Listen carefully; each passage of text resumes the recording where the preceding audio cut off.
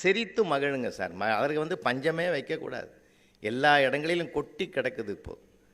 அன்றைக்கி ஒரு அலுவலகத்தில் போய் ஒருத்தன் கேட்குறான், சார் உக்ரைனுக்கும் ரஷ்யாவுக்கும் சண்டை நடக்குது, எனக்கு 4 நாள் லீவ் வேணும்னா சார். மேனேஜரே பதறி போயிட்டார். நீ என்னடா சமாதான தூது வரானே, உனக்கு எதுக்கு லீவுன்னு. இல்லை, போன வாரம் எனக்கு என் சம்சாரத்துக்கும் சண்டை, 2 நாள் லீவு வேணும்னு கேட்டேன். சின்ன சின்ன சண்டைக்கெல்லாம் லீவு கேட்காதுன்னு நீ தான் சொன்ன.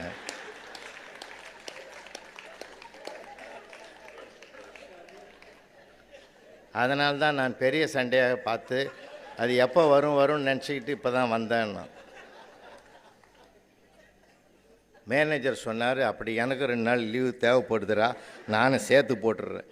ஏன்னா எதுக்கு சொல்கிறேன்னா, எல்லாத்துலேயுமே நகைச்சுவை இருக்குது, சந்தோஷமாக இருக்கும் சார். வீட்டுக்குள்ளே போனால் பேச மறந்ததுனாலே நகைச்சுவை காணாமல் போய்